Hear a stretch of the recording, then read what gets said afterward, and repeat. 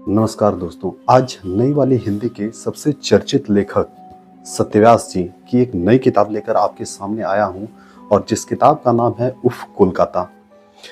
दोस्तों, नई वाली हिंदी के लेखन में नीलोत्पल मृणाल के बाद सबसे पहला अगर पाठकों के मन में किसी का नाम आता है तो वो है सत्यव्यास जी। और सबसे अलग बात यह है दोस्तों कि जब किताब हिंदी युग में प्रकाशन से आई हुई हो तो पाठकों के मन में एक अलग ही तरह का एक उत्साह सा बना हुआ रहता है, क्योंकि हिंदी युग में प्रकाशन अपनी नई वाली हिंदी के लिए सबसे ज्यादा जाना जाता है।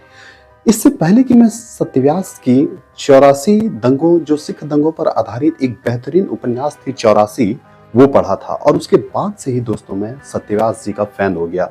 लेकिन दोस्तों, मैं अपना व्यक्तिगत अनुभव आपको बताना चाहता हूं कि 84 पढ़ने के बाद अगर आप इस किताब को पढ़ते हैं तो आपको ठीक ऐसा ही लगेगा जैसे पहली बार आप अपने किसी दोस्त के घर गए तो दोस्त ने आपको एकदम मटर पनीर खिलाया, और दूसरी बार जब आप इसी लालच में अपने दोस्त के घर गए तो दोस्त ने आपको झालमुड़ी खिलाकर काम चला लिया। जहां बिल्कुल कुछ ऐसा ही अनुभव मुझे इस किताब से लगा। लेकिन हाँ, ये पूरी तरह से ऐसा नहीं कहा जा सकता है। अगर आप भूत प्रेतों की कहानियों को पसंद करते हैं, अगर आप हॉरर कॉमेडी जेनर को पसंद करते हैं तो निश्चित रूप से यह आपके लिए ही है, यह किताब आपके लिए ही है। कहानी भी कुछ ज्यादा सीरियस नहीं है दोस्तों। जगह जगह पर कॉलेज लाइफ की गतिविधियां, हंसी मजाक, रैगिंग, छात्र नीति, छात्र राजनीति, सभी तरह का मसाला आपको इनकी इस किताब में मिलेगा। तो दोस्तों, कहानी कुछ इस तरह से है कि कविगुरु विश्वविद्यालय में पढ़ने वाले छात्र सिद्धार्थ और चेतन ट्रेन से, गर्मी की छुट्टियां खत्म होने के बाद वापस ट्रेन से आ रहे हैं। आधी रात में जब सिद्धार्थ को ट्रेन में एक काला साया दिखाई पड़ता है, लेकिन उस रात सिद्धार्थ नशे में रहता है और नशे की हालत में उसे लगता है कि ये उसका कोई मन का वहम होगा। लेकिन फिर अचानक से जब उसकी आंख खुलती है तो वो देखता है कि वो लड़की बिल्कुल उसके सामने बैठी थी और उस समय माहौल भी थोड़ा अजीब सा हो गया था। बाद में सिद्धार्थ जब उससे बात करता है तो वो थोड़ा नॉर्मल होता है और उसके बाद सिद्धार्थ की वापस दोबारा आंख लग जाती है और दोबारा जब सिद्धार्थ उठता है, वापस उठता है, तो वो लड़की अपनी जगह से गायब होती है। वह उस लड़की के बारे में और ज्यादा जानने के लिए सिद्धार्थ भावुक हो जाता है, उत्सुक हो जाता है और हॉस्टल जाने के बजाय वो उस लड़की का पीछा करते करते कब्रिस्तान तक पहुंच जाता है।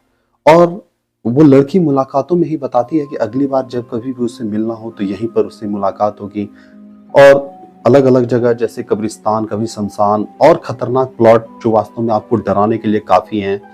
और यह लड़की अपना नाम मोहिनी बताती है।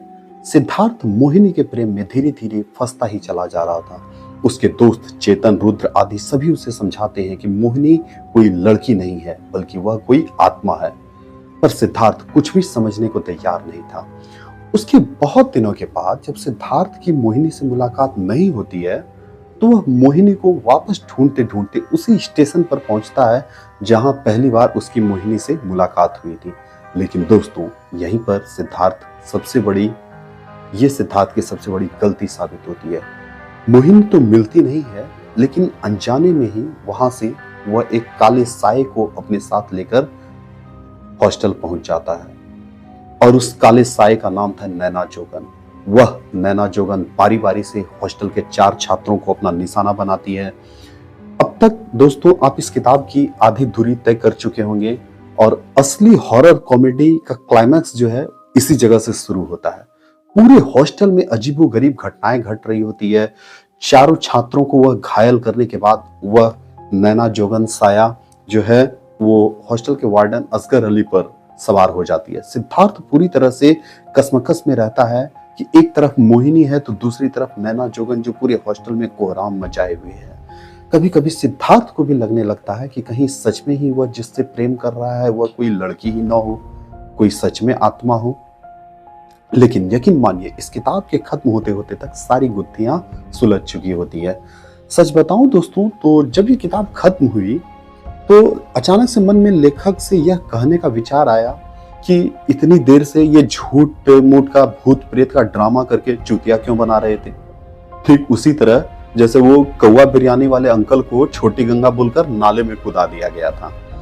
दोस्तों, यह मैं अपनी व्यक्तिगत राय के रूप में कहना चाहता हूं कि अंत में अगर लेखक ने मोहिनी की सच्चाई बताने की जगह उसे प्रेतात्मा बनाकर ही कहानी खत्म की होती तो मुझे ज्यादा मजा आता। लेकिन खैर, भूत प्रेतों पर आधारित इस कहानी की किताब को यदि तर्क और अंधविश्वास को छोड़कर मनोरंजन के दृष्टिकोण से पढ़ेंगे तो ये सच में आपको काफी ज्यादा मजा आएगा। लेकिन अगर आप 84 दंगों जैसी किताब, 84 जैसी इनकी किताब पढ़ चुके हैं और साहित्य की गहराई में उतरना चाहते हैं तो उसका यकीनन आपको इसमें अभाव मिलेगा। फिर भी सत्यव्यास जी की जो लेखन शैली है वह वास्तव में काबिले तारीफ है। कई जगह पर यह आपको डराएगी तो कई जगह कॉलेज युवाओं की बेफिक्री वाले संवाद से हंसाएगी भी। बीच बीच में लेखक ने जो अपना फिलोसफिकल थॉट देते हैं वह वास्तव में आपको जिंदगी के अनुभवों का निचोड़ वाली बात जरूर लगेगी। दोस्तों, इस किताब की कुछ लाइनें जो आपको एकदम दिल तक छू जाएगी, जो लेखक का अपना फिलोसफिकल थॉट है, जो मुझे सत्यव्यास जी की लेखन शैली में सबसे ज्यादा पसंद आता है, वो मैं आपको बता रहा हूं। कुछ लाइनें मैं पढ़ रहा हूं। प्रेम असंभव में भी संभावना तलाश लेने का योग है। अंधविश्वास मूर्खता है और प्रेम सबसे प्रगाढ़ अंधविश्वास। तर्कों पर नासमझी की जीत ही अंधविश्वास है और यही प्रेम का सूत्र भी है। तर्क लाख सीधी राह दिखाए, प्रेम नासमझी की ओर ही झुकता है और राह की परवाह नहीं करता है। अरस्तु ने यूं ही तो नहीं कहा होगा कि मोहब्बत एक सदीद दिल लगी है। एक और पंक्ति इसी किताब से, जिस उम्र के बड़े हिस्से को क्लासरूम की कैद के हिस्से कर दिया जाता है, दरअसल तमाम उम्र को याद किए जाने वाले हिस्से बनाने का भी वही वक्त होता है। कवि ने यही देख समझ कर तो कहा होगा कि वो जवानी जवानी नहीं जिसकी कोई कहानी न हो। बहरहाल जिस देश में कविता की रवानी की कोई इज्जत न हो, उस देश में क्लासरूम में जाया होती जवानी की कौन ही इज्जत करेगा। दोस्तों, अपने अनुभवों के निचोड़ वाले इस फिलोसफिकल थॉट के कारण ही सत्यव्यास जी की रचनाएं आपको अपने अंत तक बांधे रखने में कामयाब हो पाती है। आशा करता हूं दोस्तों कि अगर आप भी नई वाली हिंदी के अगर पाठक हैं तो एक बार इस किताब को जरूर पढ़ें।